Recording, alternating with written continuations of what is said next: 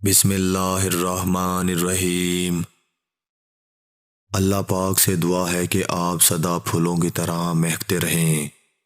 اللہ پاک آپ اور آپ کی فیملی کی حفاظت فرمائے۔ اللہ پاک کے رحم و کرم سے آپ قائم و دائم رہیں، آمین۔ ناظرین گرامی، پیش خدمت ہے حضرت مالک بن دینار رحمۃ اللہ علیہ کی توبہ کا سبق آموز واقعہ۔ حضرت مالک بن دینار رحمۃ اللہ علیہ سے ان کی توبہ کا سبب پوچھا گیا تو انہوں نے کہا، میں ایک سپاہی تھا اور شراب کا رسیا تھا۔ میں نے ایک نفیس باندی خریدی اور وہ میرے دل میں خاص مقام کی مالک بن گئی، اور اس سے میری ایک بچی پیدا ہو گئی۔ میں اس بچی کو حد سے زیادہ پیار کرتا تھا۔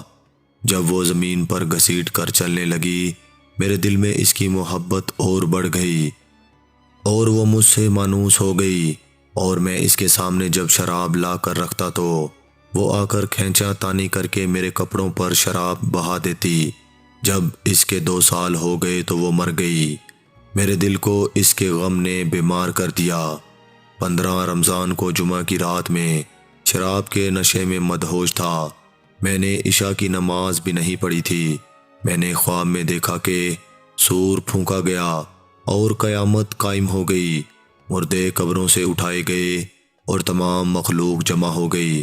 میں بھی اس میں تھا۔ میں نے اپنے پیچھے سے آہٹ سنی، مڑ کر دیکھا تو ایک بہت بڑا اژدہا کالے رنگ کا، آنکھیں نیلی ہیں، منہ کھولے میری طرف دوڑ رہا ہے۔ خوف و دہشت کے مارے میں بھاگا۔ راستے میں ایک ستھرے لباس والے شخص کے پاس سے گزرا۔ میں نے سلام کہا۔ اس نے جواب دیا۔ میں نے کہا، بابا مجھے اس اژدہے سے پناہ دو، تجھے اللہ تعالیٰ پناہ دے گا۔ وہ بوڑھا رونے لگا اور کہا، میں کمزور اور ضعیف ہوں اور یہ اژدہا زبردست ہے، میرے بس میں نہیں، آگے چلو اور بھاگو، شاید اللہ تعالیٰ تیری نجات کی کوئی صورت بنا دے۔ میں آگے بھاگنے لگا اور ایک بلند جگہ پر چڑھ گیا۔ ادھر سے میں نے جہنم کے طبقات کو جھانک کر دیکھا، ان کی ہولناکیاں دیکھیں۔ قریب تھا کہ اژدہے کے خوف سے میں ان میں جا گرتا۔ مجھے کسی نے آواز دے کر کہا، چلو یہاں سے، تم یہاں کے رہنے والے نہیں ہو۔ میں اس کی بات سے مطمئن ہو گیا اور وہاں سے واپس لوٹا تو اژدہا میرے پیچھے تھا۔ میں پھر اس بوڑھے کے پاس آیا اور کہا، بابا میں نے آپ سے درخواست کی کہ اس اژدہے سے میری جان چھڑاؤ، آپ نے کچھ نہیں کیا۔ وہ بوڑھا پھر رونے لگا اور کہا، میں ناتواں ہوں، البتہ تم اس پہاڑ کے پیچھے جاؤ جہاں مسلمانوں کی امانتیں ہیں، اگر تمہاری کوئی امانت ہو تو وہ تمہاری مدد کرے گی۔ میں نے دیکھا چاندی کا ایک گول پہاڑ ہے اور اس میں جگہ جگہ سوراخ اور روشن دان ہیں اور پردے لٹکے ہوئے ہیں۔ ہر روشن دان پر سونے کے 2 پٹے ہیں اور ان کے قبضے یاقوت کے ہیں اور آرائش موتیوں کی۔ ہر پٹ پر ایک ریشمی پردہ ہے۔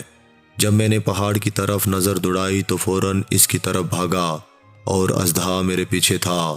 جب میں نے پہاڑ کے قریب پہنچا تو ایک فرشتے نے آواز دی، پردے ہٹاؤ، دروازہ کھول دو اور سیدھے کھڑے ہو جاؤ، شاید اس حاجت مند کی یہاں کوئی امانت ہو جو اسے اس کے دشمن سے نجات دلائے۔ میں نے دیکھا پردے ہٹ گئے اور دروازے کھل گئے اور اس روشن دان سے بہت سارے بچے میری طرف جھانکنے لگے اور ان کے چہرے چاند کی مانند تھے۔ اژدہا بھی میرے نزدیک پہنچ چکا تھا۔ میں حیران رہ گیا۔ ان بچوں میں سے ایک نے چلا کر کہا، ابے سب آؤ، اس کا دشمن اس کے قریب آ گیا ہے۔ چنانچہ وہ جوک در جوک کھڑے ہو کر جھانکنے لگے۔ اچانک میری جو بچی مر گئی تھی وہ بھی ان کے ساتھ جھانک رہی تھی۔ جب اس نے مجھے دیکھا تو رونے لگی اور کہا، ہائے یہ تو میرا باپ ہے۔ پھر اس نے نور کے جھرمٹ میں تیر کی تیزی کے ساتھ چھلانگ لگائی اور میرے سامنے آ کر کھڑی ہوئی۔ اس نے اپنا بایاں ہاتھ میری طرف بڑھا کر میرا دایاں ہاتھ پکڑ لیا اور اپنے دائیں ہاتھ کو اژدہے کی طرف بڑھا دیا تو وہ بھاگ گیا۔ پھر اس نے مجھے بٹھایا اور میری گود میں بیٹھ گئی اور اپنے دائیں ہاتھ سے میری داڑھی پکڑ کر کہا، ابا جان کیا مومنوں کے لیے وہ وقت نہیں آیا کہ ان کے دل اللہ کے ذکر کے لیے جھک جائیں؟ میں رونے لگا اور کہا، اے بیٹی، تم لوگ بھی قرآن کو جانتے ہو؟ اس نے کہا، ہم تو تم سے بھی زیادہ قرآن کو جانتے ہیں۔ میں نے کہا، اژدہے کے بارے میں تو کچھ بتاؤ جو مجھے ہلاک کرنے کے در پہ تھا۔ اس نے کہا، وہ تیرا برا عمل ہے جس کو تو نے طاقتور بنایا ہے، اور وہ تجھے جہنم کی آگ میں ڈبونا چاہتا ہے۔ میں نے کہا، اس بوڑھے کے بارے میں بتاؤ جو راستے میں ملا۔ اس نے کہا، وہ تیرا نیک عمل ہے جسے تو نے اتنا کمزور کر دیا کہ اب وہ برے عمل کا مقابلہ نہیں کر سکتا۔ میں نے کہا، اے بیٹی، تم اس پہاڑی میں کیا کرتی ہو؟ اس نے کہا، ہم سب مسلمانوں کے بچے ہیں، ہم یہاں قیامت تک رہیں گے، تمہارے انتظار میں ہیں، جب تم آؤ گے تو ہم تمہاری سفارش کریں گے۔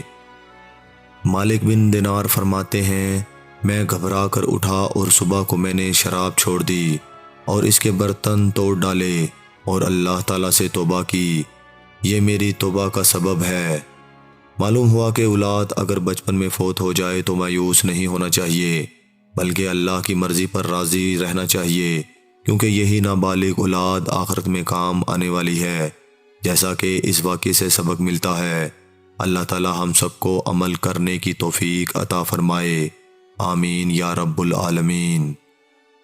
محترم عزیز دوستو، میں امید کرتا ہوں یہ ویڈیو آپ دوستوں کو پسند آئی ہوگی۔ ویڈیو پسند آ جائے تو لائک اور شیئر ضرور کر دیجیے گا، اور آنے والی نئی ویڈیو کے لیے ہمارے چینل کو سبسکرائب کر دیں، ساتھ میں موجود گھنٹی کے بٹن کو ضرور دبا دیں تاکہ ہماری ہر نئی آنے والی ویڈیو سب سے پہلے آپ تک پہنچ سکے۔ مجھے دیجیے اجازت، اللہ حافظ۔